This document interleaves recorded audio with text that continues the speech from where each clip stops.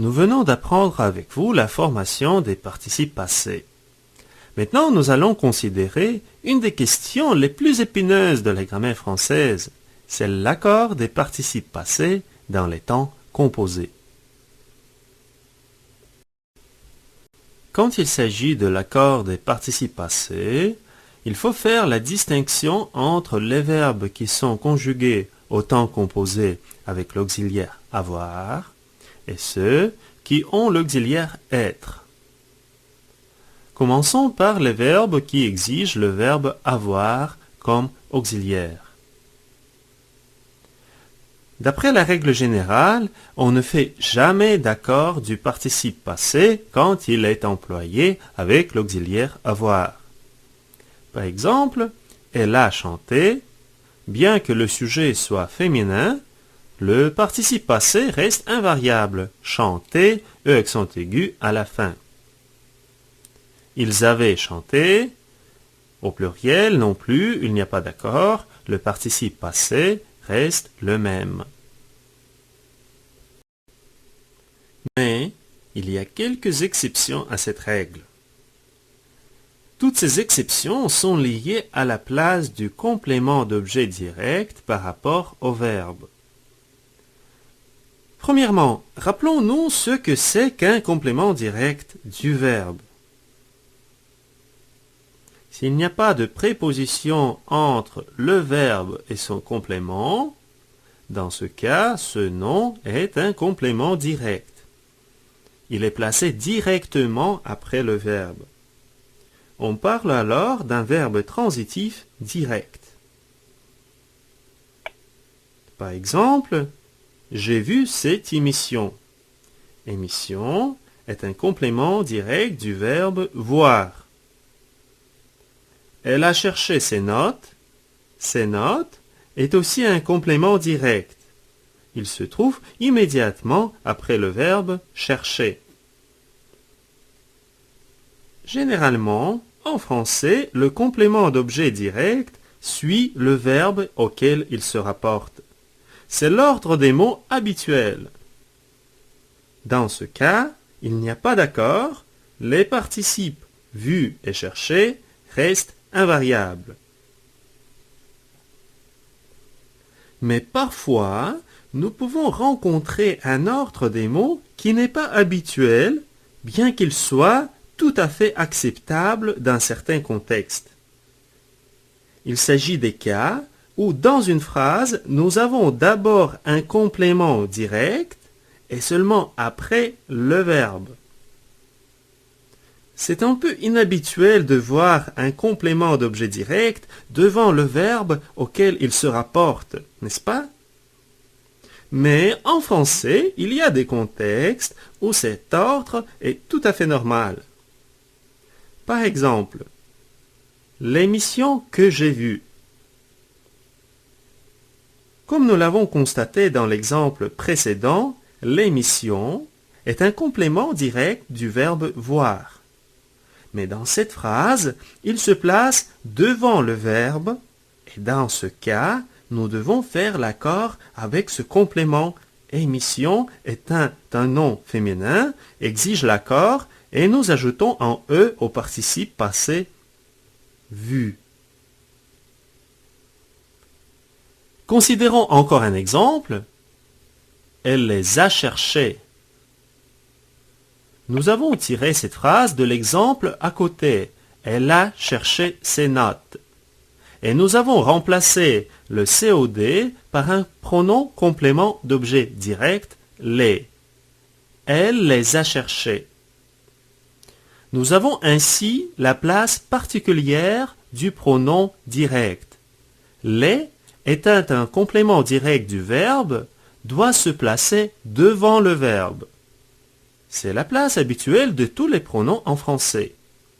Ainsi, nous devons faire l'accord du participe passé cherché avec ce complément qui est devant le verbe. C'est pour cette raison que nous ajoutons ES à la fin du participe cherché. Analysons maintenant plus en détail tous les contextes possibles où nous pouvons rencontrer cet ordre des mots particuliers, c'est-à-dire quand le complément d'objet direct se place devant le verbe. Le complément d'objet direct, ou le COD, est placé devant avoir dans les contextes suivants. Quand nous employons les pronoms d'objet direct. Par exemple, j'ai vu Marie et Jeanne. Si nous remplaçons les compléments directs Marie et Jeanne, nous allons utiliser un pronom COD qui doit se placer devant le verbe. Je les ai vus. Ainsi, nous allons faire l'accord du participe passé avec COD, les, parce que les se place devant le verbe. Nous allons aussi mettre le COD devant le verbe dans les questions avec quel qui portent sur un complément direct.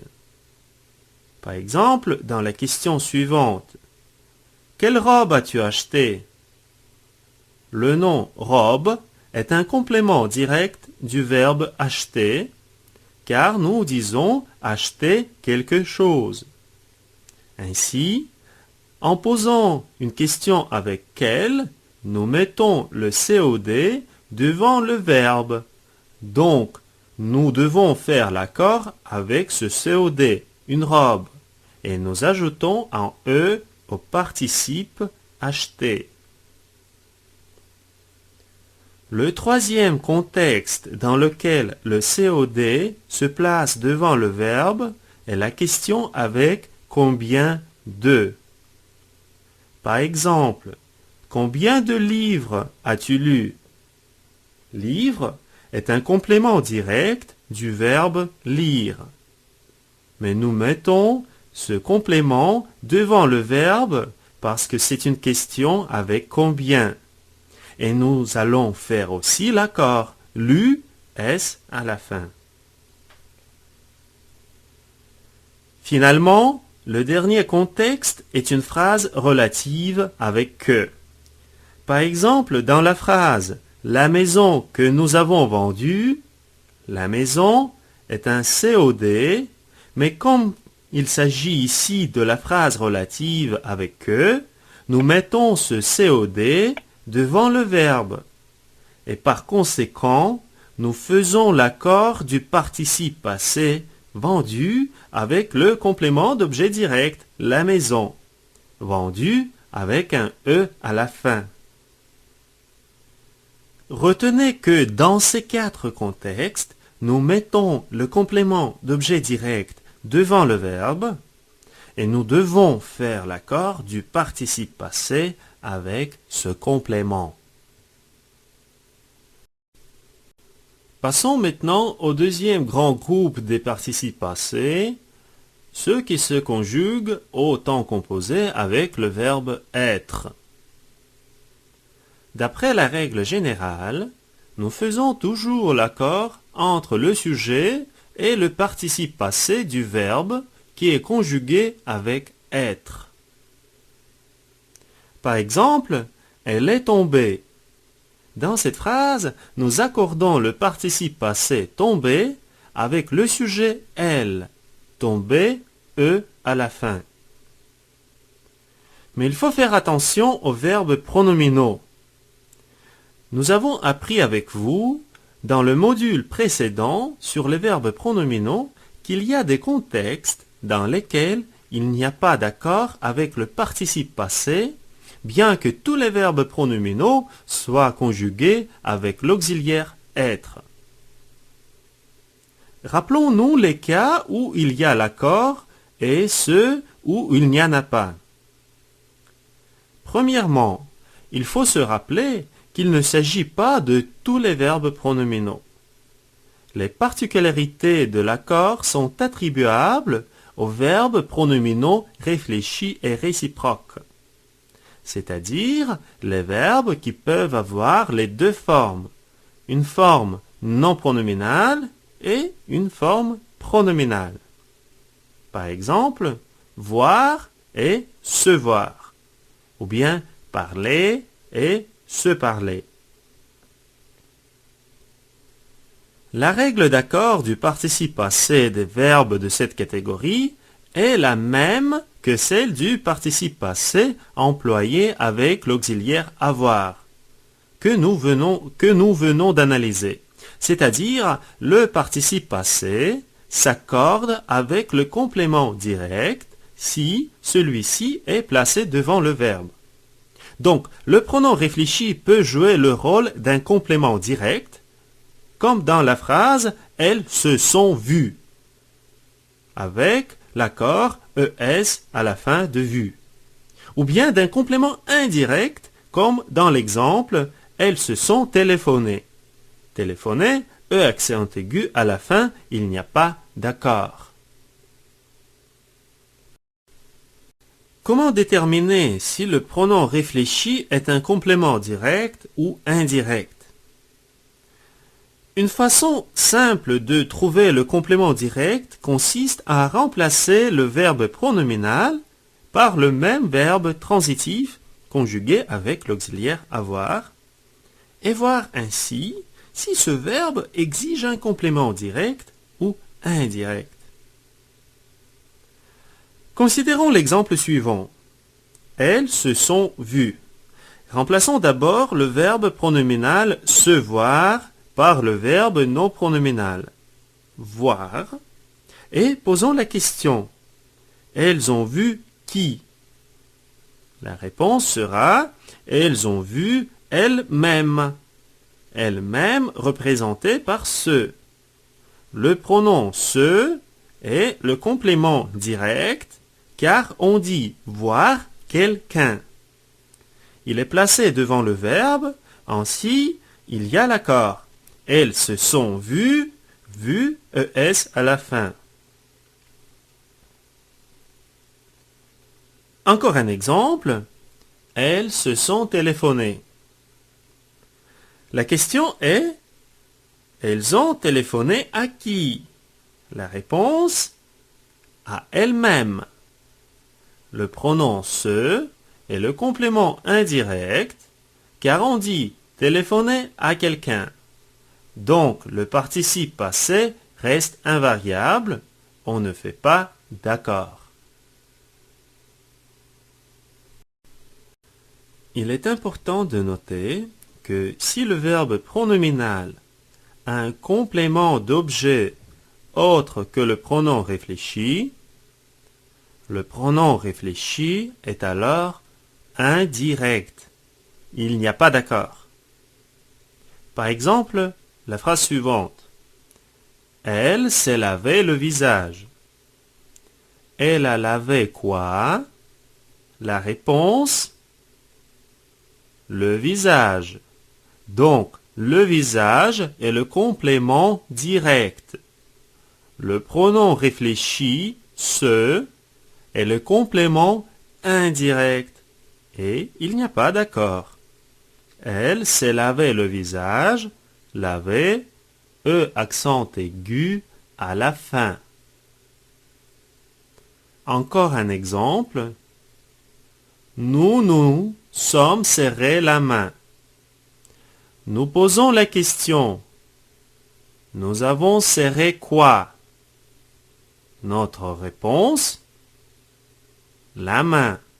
C'est un complément direct. Nous est un complément indirect. Ici non plus, il n'y a pas d'accord. Nous nous sommes serrés la main. Serré, seulement E accent aigu à la fin.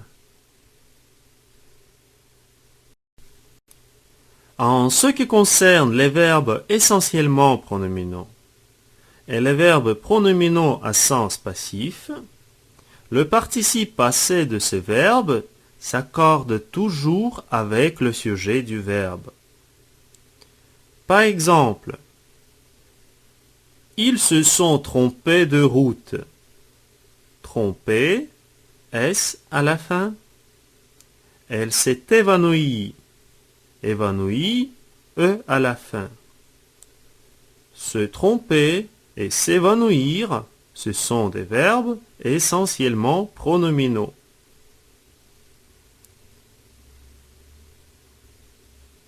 Cette route s'est ouverte récemment.